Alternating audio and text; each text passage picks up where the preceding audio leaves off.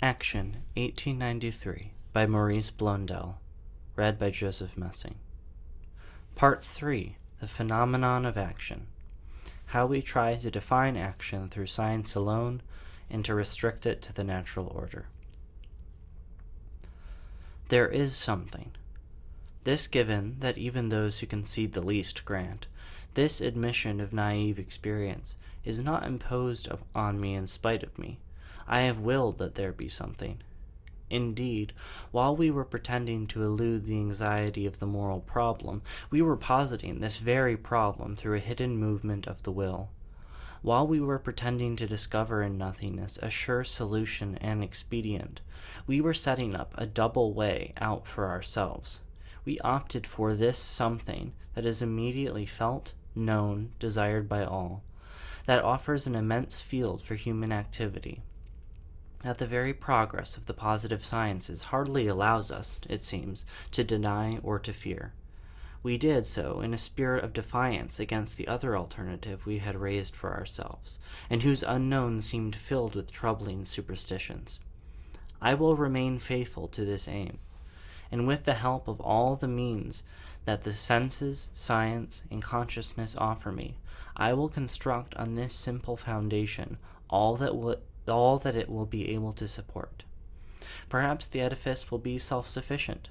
Perhaps, without leaving the phenomenon and considering it as all there is, I will have a complete idea of my action and a satisfying solution to the problem of life. If man comes entirely from nature, if his acts are only systems of facts like the others, if the movement of his will is restricted to the very limits of positive science, will he not be justified in exercising once and for all the phantom of hidden being, to bring into the field of human knowledge and power all that at first seems least accessible, nature's energies, occult forces, even apparent miracles, to base individual or social life on science alone, to be self-sufficient? That is indeed the ambition of the modern mind. In its desire for universal conquest, it wants the phenomenon to be, and to be as it knows it and disposes of it.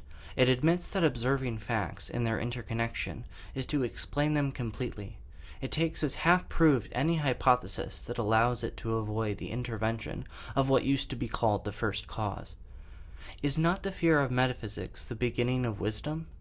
The modern mind works at determining the genesis of man, the origin of consciousness, and the whole evolution of moral activity as rigorously as for astronomical movements, because for it, the whole world is only one problem, and the only problem, and because, it seems, there is a unity and a continuity in the scientific method.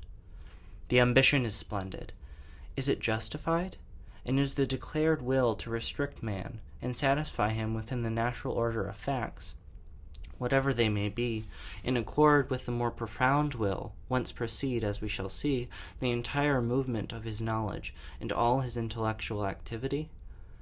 Decisive questions that must be explored at all costs before we can have any right to pronounce with scientific competence on the bearing of action and on the meaning of human destiny.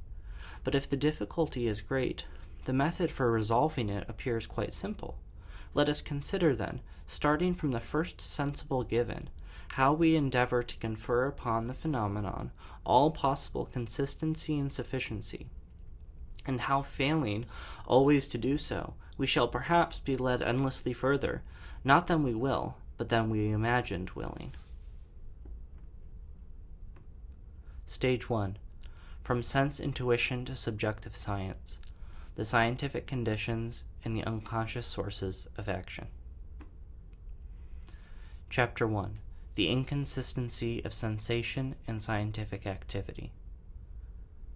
Sense intuition appears quite clear and coherent, of absolute simplicity. Why then did man not stay with this first given of life, with this rudimentary knowledge which seems perfect from the start, and what is natural, what is necessary about the need for science? To what secret ambition does this recurring desire for research correspond, and by what provisional satisfaction do we seem to put it to sleep? 1.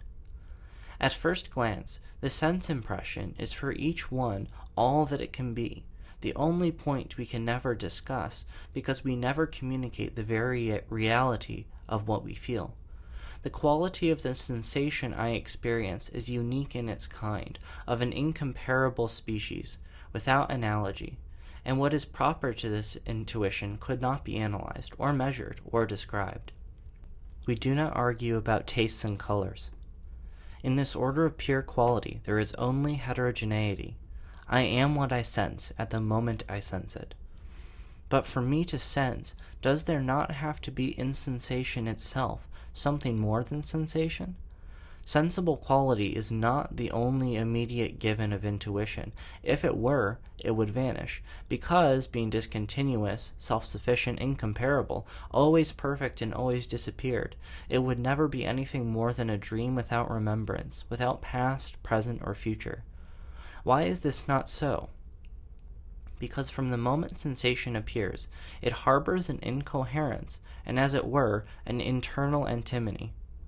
For it is only insomuch as it is felt, and it is felt only insofar as it is represented at the same time as present, imagined at the same time as experienced, so that in it are necessarily contained these two apparently irreconcilable affirmations: I am what I sense what is. The duality is prior even to the laws that govern the succession and the contrast of states of consciousness, and in it nevertheless some have claimed to discover the primitive form of all intuition. For even supposing that sensations are perceived only through discrimination, still it is necessary that in each of the contrasting states there be something to make it possible. At issue, then, here is what in the sensible phenomenon makes it a phenomenon, at the same time as it is sensible. Now between these two terms there is a fundamental opposition that has not been sufficiently taken into account, although it is the point of departure for all scientific or philosophical investigation. To see this, let us reflect on this strange and universal curious fact. In what we see and in what we hear, at the very moment we are persuaded that the sensed impression is the absolute and complete reality, we look for something other than what we hear and what we see. Pascal, as a child, wanted to grasp the sound he perceived, as if the sound were at once other and the same as he perceived it. Unknowingly, we are all invincibly in the same situation. I have sensations only under this double condition. On the one hand, what I experience has to be all mine. On the other, what I experience has to appear to me entirely exterior to me and foreign to my own action. Isn't that the popular belief and wish? People imagine that the visible is nothing more than what is seen, as if sensation were in effect the measure of all things, and people remain convinced that what is seen is the thing itself, as if sensation were nothing and the object were everything. This is a constant lack of coherence, found in the most minute details of life. Are we not equally inclined, and almost at the same moment, to will all sense, as we do, penetrated as we are with the universal truth of our tastes, and to will to be alone in sensing, in enjoying, in suffering as we do, persuaded that others would be incapable or unworthy to feel as we do? And when critical reflection applies itself to demonstrate that the immediate data and the necessary forms of sensibility cannot have their own subsistence outside of ourselves, to be sure it rightly establishes that human perception could not be independent of man, but it does not entirely escape the belief that it claims to be fighting. For it rises up against what it calls the metaphysical illusion only on the condition of thinking that behind the sensible given there is a given different from it, wherever it may be. And the issue is not one merely of a simple logical duality, no, but of a real incoherence and a factual instability.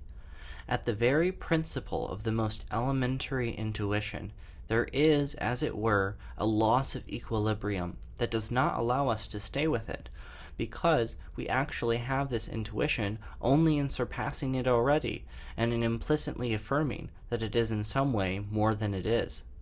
For, in order for it to be, We must lend it a consistency it does not have without us.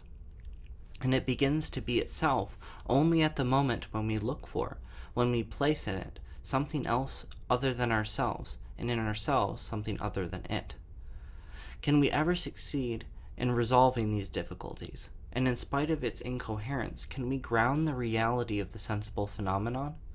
Will we be able to make up our minds about this only at the end of this investigation? What deserves attention even now is this very ambiguity, the necessity we find ourselves in of representing the visible for ourselves at once, as it is seen, and yet other than what we see it to be. To be sure, practice, in teaching us through a multiple experience how to decipher our sensations fluently and how to use them, neglects the equivocation that disconcerts reflection. And it is a wonder indeed that the least action decides, without worrying about it, a problem which no philosophy has completely overcome, because none has done a complete study of action. The fact remains that, behind brute sensation, as it is impressed on us, we are led by a natural movement to search for what it is. Even when we believe it to be as it appears, and we naively admit the identity of what we sense with what is sensed, there is in the simplest intuition a duality and an opposition that cannot fail to break out. That is the origin of all need to know. 2. As long as we take sensation for the object itself, no speculative curiosity is awakened. This curiosity is born only from the moment when, through the contradictions that experience seems to inflict on itself, through the conflict of individual tastes, through the movement of reflection, the idea arises that what we sense is not the only, the true, and the total reality of what we sense. This simple discovery for many centuries was responsible for confused discussions of philosophy and science. Indeed, in the sensible, people have claimed to discern the real, independent of sensation itself, though similar to it, unless it were its contrary. They have searched for the universal principle of things, the element of which they are composed, the number or the idea they participate in, the genus of which they are the species, the substantial form they hide under their sensible accidents, the primary qualities that constitute them, their mathematical characteristic, the equivalence of the force whose unity is manifested by the diversity of physical phenomena.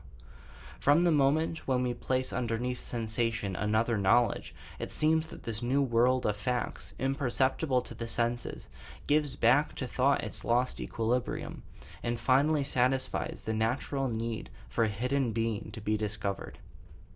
How many contemporary minds remain convinced of it? Behind the immediate perceptions, which plain folk will long continue to take at face value, reality appears to be such to certain scientists, absolutely such as the positive sciences present them, and for them the universe is in sum a system of varied and rhythmic movements into which our actions are inserted.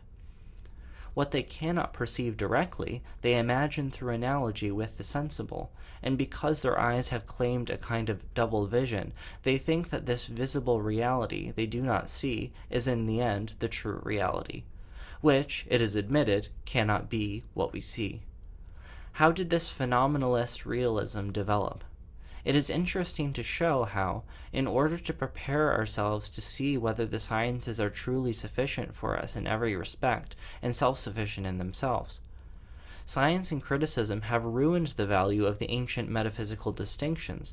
The primary qualities signify nothing more nor less than the secondary qualities of matter, and it is an unmasked delusion to take one set of qualities as the real reverse side of sensible appearance, or to make the two sets play mutually the role of phenomenon and of substance.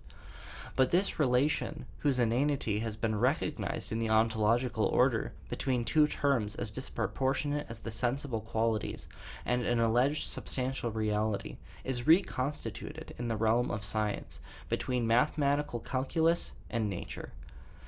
Here is how and with what pretensions. The mathematical sciences, the most ancient, the most rigorous, the most closely linked of all, have for a long time, in the ideal and abstract order where they seem to be confined, appeared to have independence and a complete self-sufficiency. if certain applications were drawn from them, it was without any thought of connecting this concrete use of abstract truths with the principles themselves, and without seeing therein a properly scientific consequence of the calculus. They were used in practice, but they were not considered as constitutive of experience and immanent to nature. From the mathematical to the sensible, the distance was too great for anyone to take it into his head to see in the sensible itself an object of science, and in nature a realized mathematical calculus. But when knowledge through observation, thanks to the precision of a method distinct from the ancient forms of demonstration, laid claim to the rank of science, a new problem arose. Can we link mathematical deduction to facts of experience, and must we not consider as a double aspect of one and the same solution, the formula of the analyst and the law of the physicist? The hypothesis proved fruitful, and success gave it the seal of approval. Through their parallel and solidary developments, the exact sciences and the experimental sciences seem in a way to grasp nature by both ends at the same time, and in coming together in the common good fortune of their mutual applications, they appear to close the circle where man's life naturally unfolds. They rule at once over numbers and over phenomena, and they rule the one by the other. Consequently, action itself becomes exact and scientific, and, without going beyond this order of positive knowledge, it seems to find a stability, a certitude, and an absolute self-sufficiency. And if it is true that the analysis of the real is not completed and can never be, far from being anxious about it, it takes pride in it, for even in the face of the unknown, science does not have to fear encountering nothingness, or being, or the unknowable. What it does not know yet, it can know one day. What it does not know does not destroy what it knows already, and does not prevent it from exploiting each one of its successive conquests. Thus, two equally scientific perspectives are opened up on things. Two quite different perspectives, two perspectives that agree in fact, we do not know how, and compenetrate one another to the point of appearing to be only one and of concurring by their very duality in the unity and the universal sufficiency of science. And the association becomes so inseparable that we no longer notice its strangeness, but we take advantage of this implicit duality to admit that they account for one another reciprocally, that they satisfy the ever-recurring need for an enigma to be explained or for an underside to be attained, and that while one serves as unknown and a limit for the other, and inversely, there is everywhere a scientific problem, and everywhere a scientific solution. Also, it is thought there is no need to look beyond the double and only explanation, since it has a practical efficacy. As a matter of fact, it succeeds. It is enough for action. It is enough for life. That, then, is how the positive sciences, and by these words one understands especially experimental certitudes, precisely because one presupposes mathematics, which, since Comte ranked all the sciences in a continuous series, seems implied in all the other sciences, appear to satisfy all other speculative and practical needs. Hence, it is necessary to see as closely as possible if this claim is justified. Yes or no, is there in science that coherence and that sufficiency which finally establishes the mind and the will in the full peace of certitude and in the fullness of practical success? Or might not we find as a solution a new given in the question itself? Is it a science that explains all of action, or action which still furnishes science with the means of subsisting?